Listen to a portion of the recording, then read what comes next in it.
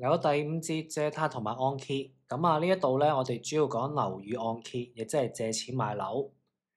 筆記嘅第一版你會見到一個好大嘅表嘅，呢個表係幫你去計翻每個月還幾多錢。我哋陣間用到嘅時候咧，我哋會再詳細睇下點樣用啦。最底我哋有3條公式，分別去計翻首期、月供同埋總共俾咗幾多利息。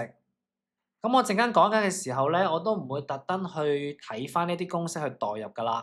基本上睇完例子，你明白咗個邏輯，咁呢一啲公式咧，好自然咁樣咧就可以寫翻出嚟。我哋會睇2個例子嘅。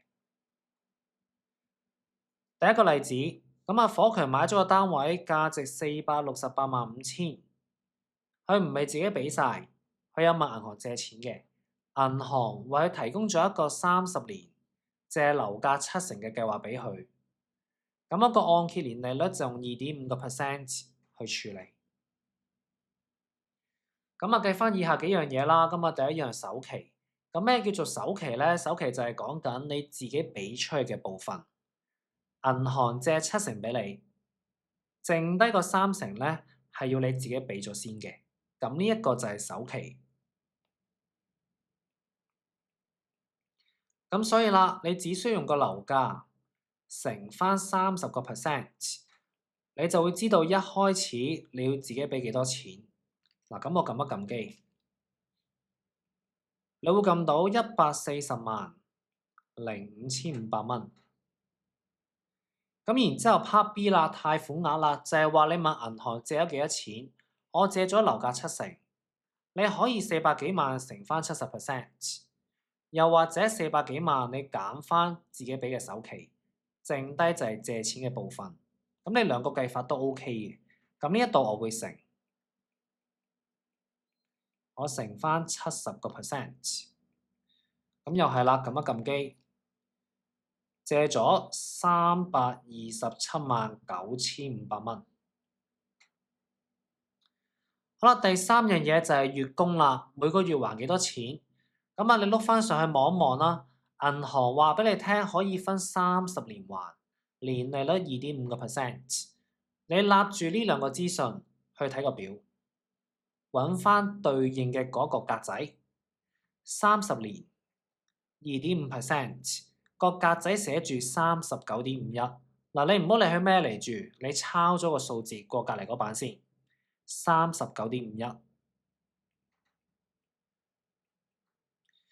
好啦，然之後你再望一望呢個表個標題，佢係話如果你借咗1萬蚊，你分30年還，年利率2.5%，你每個月就係還39.51啦。你還足30年呢，筆數就會清噶啦。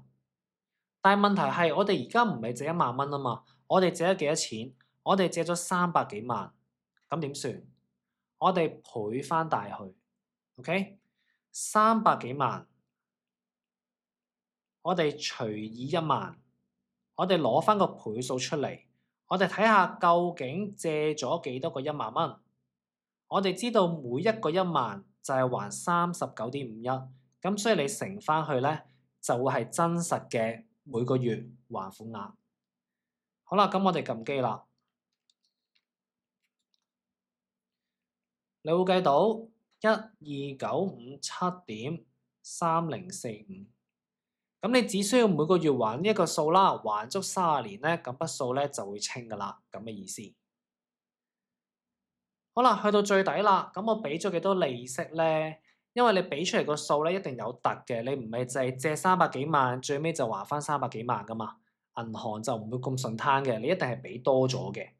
點樣計翻出嚟咧？首先，我哋計翻30年嚟總共還咗幾多錢？頭先我哋計咗1個月還呢個數12957.3045，我乘12係1年還嘅數，乘30係30年還嘅數，呢一個係個總還款額。